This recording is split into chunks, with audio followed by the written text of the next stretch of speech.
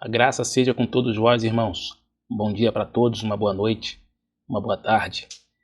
Vou estar falando mais um pouco aqui sobre eleição, predestinação e a justiça de Deus, liberdade de escolha. Eu fiz um mapa aqui, ok, com uma pequena ilustração, com 8 páginas aqui, para a gente estar meditando, ok? Vou tentar ser objetivo, breve. Enfim, estou um pouco cansado, né, do trabalho, correria do trabalho, mas é proveitoso, prazeroso estar estudando e compartilhando aqui a palavra de Deus, né? Esse ensino, esse estudo maravilhoso sobre esse assunto com os irmãos para nossa edificação, ok? Já vamos aqui para o slide já seguinte, explicar o que não é eleição e o que não é predestinação, ok?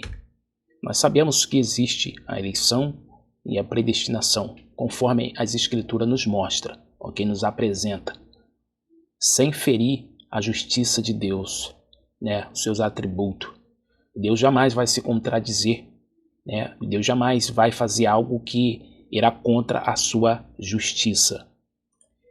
Nós, ao longo desses estudos, iremos compreender e entender que a justiça de Deus, irmãos, é muito linda, maravilhosa. Deus, ele é justo, ok? A caricatura de um Deus que muitos apresentam por aí no calvinismo, eles pegam, filosofam em cima do texto, né? Faz uma confusão fora de contexto, entendeu? Coloca a interpretação deles dentro do texto de uma passagem, filosofa e apresenta as pessoas como se fosse uma justiça justa de Deus. Mas nós analisarmos, compreendermos e meditarmos na palavra, nós descobrimos, identificamos que não é coerente com as escrituras, que não é de um Deus justo o que eles nos apresentam. Por exemplo, essa imagem que eu coloquei aqui, o que não é eleição e predestinação bíblica, é isso aqui. O calvinismo apresenta isso aqui, que você está vendo. Tipo um Deus que faz acepção de pessoas. Isso aqui é loteria. Isso aqui é só a sorte. Se você teve a sorte de ser escolhido, entre aspas, né, por esse Deus calvinista, que eles falam que é o Deus das Escrituras, que é o Deus de Abraão, Isaac e Jacó, entendeu? Mas não é. Faz acepção de pessoas. Todos pecaram, nós vamos ver isso mais à frente no texto. Destituídos estão, carecem da glória de Deus. Então por que Deus iria fazer distinção, acepção de pessoas, escolher alguns e outros não? Entendeu? Escolheu uns para, como eles falam, né, para a salvação e outros para a perdição. E mais atualizado ainda um pouquinho, eles chegam a dizer que não, esses que Deus não escolheu, Deus deixou, eles seguiram o seu próprio curso, o próprio caminho, e eles serão condenados segundo as suas obras. Eles sempre vão cair na questão da soberania, eles vão falar isso aqui. É um mistério, Deus é soberano, faz o que quer, entendeu? Inclusive contra a sua própria justiça, e inclusive em contradizer, né, vários textos, em contradizer seu caráter, enfim. No calvinismo eles vão dizer que Deus decretou, predestinou, decretou que tal pessoa iria aceitar Cristo, entregar a sua vida a Cristo, se tornar cristão. Deus decretou que essa pessoa seria salva. Não, mas eles não entendem que a predestinação é um destino previamente estabelecido. Nós vamos ver isso no slide que eu vou mostrar logo em breve. Eles não entendem que a predestinação está no final, entendeu? Eles não entendem que nós vivemos na linha do tempo. Eles têm que entender a justiça de Deus e fazer essa separação. Deus é atemporal, habita no Kairos, nós numa linha do tempo. Deus conhece todas as coisas, né? Já estamos carecas de estar falando sobre esse assunto, mas é importante frisar e continuar repetindo. A tempo e fora do tempo, e nós vivemos num tempo. E eles falam, não, fomos eleitos. Isso é decreto de Deus, isso é um mistério, é um amor incondicional, ele nos amou. Mas há tantas advertências, há tanto conselho, instrução na palavra de Deus, para a gente, aquele que está de pé, cuide para que não caia. Paulo mesmo, ele falando várias vezes sobre eleição, sobre a graça de Deus, lutando contra o pecado, ele vai dizer ali que ele mesmo temia né, em pregar ali para os outros, ganhar muitos, ensinar a justiça de Deus, levar as boas novas para as pessoas, e ele mesmo ficar reprovado e perder a salvação, deixar de ser eleito. Ele temia isso, ou seja, há a possibilidade da pessoa estar em Cristo, estar caminhando, isso, aquilo, e se apostatar, não tomar cuidado e perder a sua salvação. A eleição você confirma, você desenvolve, como está escrito na palavra de Deus. Você tem que permanecer em Cristo, nele, e você tem que concluí-la. Tem que ser fiel até a morte, tem que concluir. Porém, Deus já sabe, aqueles que vão chegar até o final vão concluir, vão terminar a carreira, vão guardar a fé. Por isso há uma certa predestinação, Deus sabe. Essa eleição aqui, a predestinação que os calvinistas apresentam, Deus escolhe um, não escolhe outro, ele podendo salvar aqui a todos, tem poder para isso. Eles falam tanto do poder de Deus, né, da soberania de Deus, o beneplácito da vontade de Deus. Ele foi misericordioso em salvar, em eleger alguns e outros não. Nós vamos ver em Romanos Deus, com a sua verdadeira justiça, dando a oportunidade, chance a todos. A justiça de Deus, a sua graça manifestada é chance, né? Favor merecido para todos. Todos pecaram, todos precisam de salvação, todos carecem da glória de Deus. Porém, nem todos sabemos, nas Escrituras está revelado, e Deus sabe que nem todos vão aproveitar essa oportunidade. Mas nem todos esses que não vão aproveitar essa oportunidade de fazer parte do corpo de Cristo, desse grupo, né, desse coletivo, também não vão viver uma vida de iniquidade, de pecado, injustiça, para ser lançado no lago de fogo, ok? E farão parte das nações, porque aí está a verdadeira justiça de Deus. Essa eleição calvinista aqui é uma eleição diabólica, é uma doutrina de demônio, dogmática, fatalista, sistemática, que não tem coerência com as escrituras. Pega um texto, isola o texto, filosofa em cima deles, quando não tem mais argumento, vem com historinha de mistério, não questione Deus, você é vaso, Deus é soberano, isso, aquilo. Guarde isso que eu vou falar agora, bastante atenção. Deus é soberano, é todo poderoso, é onipotente, onipresente, tem o controle de todas as coisas, da história em suas mãos. Ele é poderoso, se ele quiser salvar toda a humanidade, as pessoas, regenerá-la, e salvá-la sem precisar enviar a Cristo, teu Filho, para sofrer tudo que sofreu, levar sobre ele as nossas iniquidades, sofrer a crucificação, morrer pelos nossos pecados na cruz. Deus poderia salvar o homem sem precisar colocar o seu Filho a essa condição. Poderia, mas faça essa pergunta: por que Deus enviou o teu Filho? Para quê? A Bíblia está recheada de texto, de passagem, para que todo aquele que nele crê, para que aquele que nele crê seja justificado. Enfim, ele é o mediador, ele é o critério de Deus eleger, né, nele um coletivo para tal função no reino, ok? Ele é o critério, está nele, mas Deus não escolheu individualmente pessoas fora de Cristo. Escolhi aqui individualmente porque eu quis isso, aquilo. Não, ele escolheu, elegeu as pessoas que iriam estar em Cristo, que iriam aceitar o sacrifício do seu Filho. Ponto. Não tem mistério nisso. E Deus viu na linha do tempo, né, na eternidade, abriu a janela, né, da eternidade na linha do tempo e viu as pessoas. E viu inclusive aquelas que estariam ali em Cristo por um bom tempo, iriam a se apostatar, iriam cair da graça, iriam se entregar ao pecado, à iniquidade. Significa que Deus não quis salvar essa pessoa? Não. Isso aí é graça evanescente, como os calvinistas falam? Também não. A pessoa caiu, se apostatou. Simples assim.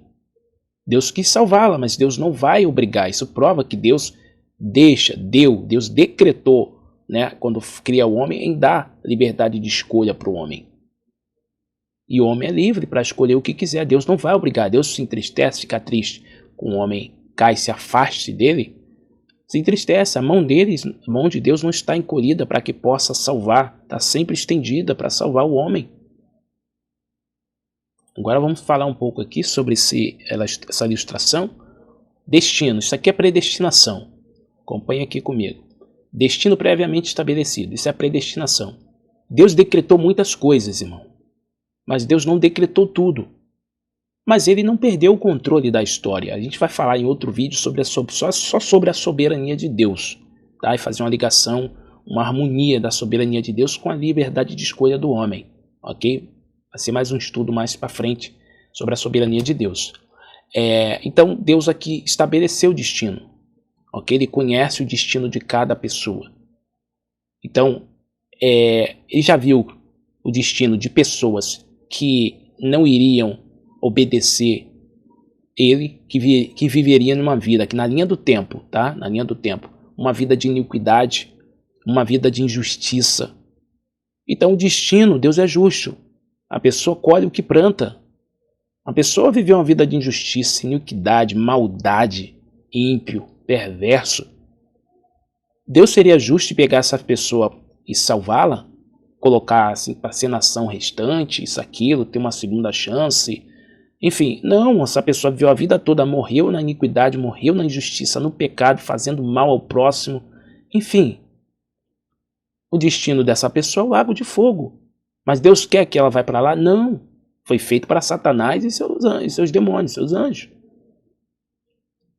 Mas o homem, com liberdade de escolha, Deus viu muitas pessoas vivendo uma vida de injustiça e iniquidade, né? E Deus não impediu que essa pessoa crescesse, nascesse. Até porque, até nisso há um propósito. De os filhos das trevas crivar os filhos da luz. Daqueles que estariam vivendo uma vida de maldade e iniquidade, certamente eles serviriam também para poder provar os filhos da luz, crivar. Entendeu? Mas não é que Deus determinou que eles viveriam assim só para cumprir o propósito de crivar, perseguir os filhos da luz.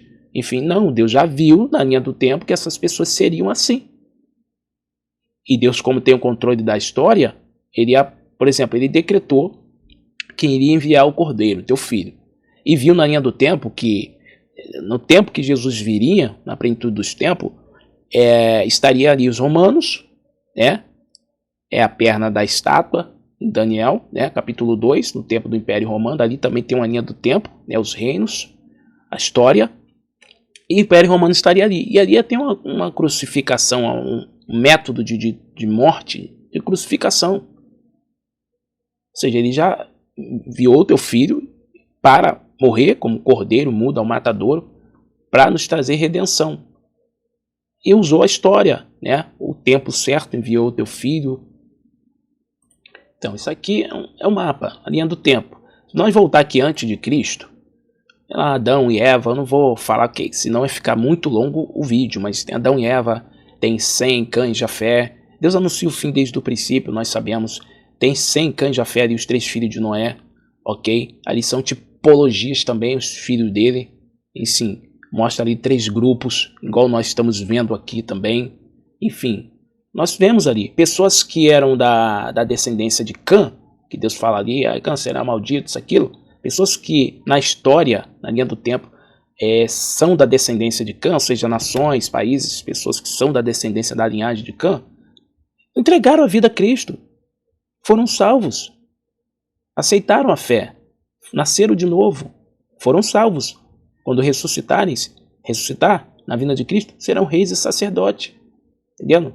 Pessoas que eram da linhagem de Sem, que é a linhagem de Abraão, abençoado, isso, aquilo, andaram conforme ímpios, iníquos, perversos, injustos, e serão lançados no lago de fogo. Tá entendendo? E assim vai. Aí tem Jafé também ali. Então, aqui, ó. Pessoas. Não é que Deus escolheu esse grupo aqui. Escolhi esse grupo aqui para estar em Cristo. Não. Vou botar toda a humanidade aqui. E Deus viu as pessoas após o evangelho ser pregado, ok? Anunciado. Isso eu estou botando aqui a partir de Cristo. Mas antes de Cristo, como as pessoas eram salvas? Tem vários textos nos Salmos, nos profetas, na lei, de como as pessoas eram salvas. Vamos ler um texto apenas aqui, Salmo 15.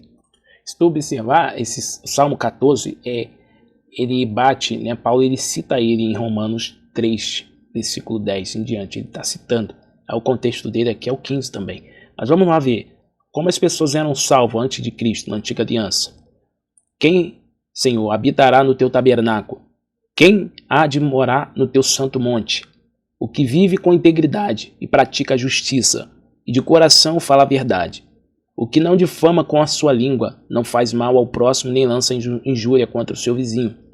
O que a seus olhos tem por desprezível ao réprobo, mas honra os que temem ao Senhor. O que jura com dano próprio não se retrata. O que não empresta o seu dinheiro com usúria, nem aceita suborno contra o inocente. Quem deste modo precede não será jamais abalado. Tá vendo?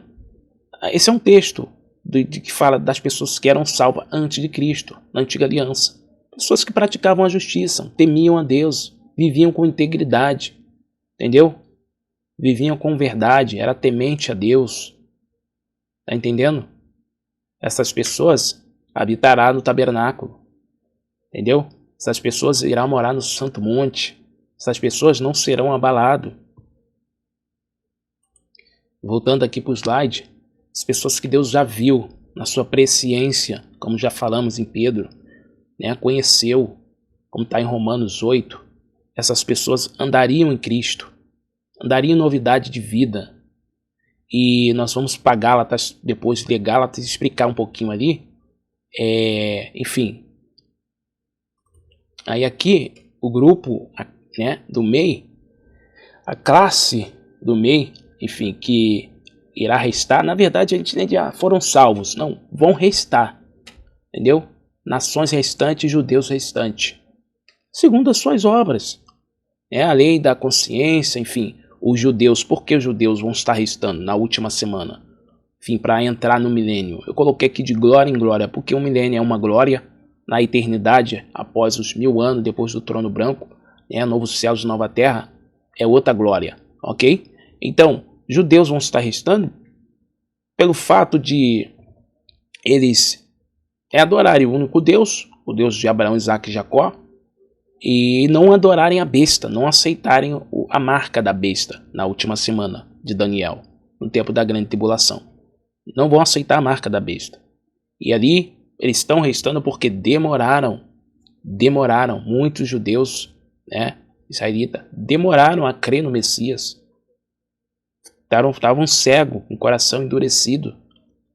Então Deus ali vai dar a eles o espírito de súplica e graça. Nesse tempo eles irão clamar ao Senhor. Enfim, muitos judeus vão ser salvos, vão fazer parte do corpo de Cristo, da igreja, de reis e sacerdotes, enfim, mas muitos judeus vão estar para poder habitar no milênio. E as nações também. Muitos textos falam isso. Isso é um estudo mais para frente sobre o milênio que a gente pode estar fazendo.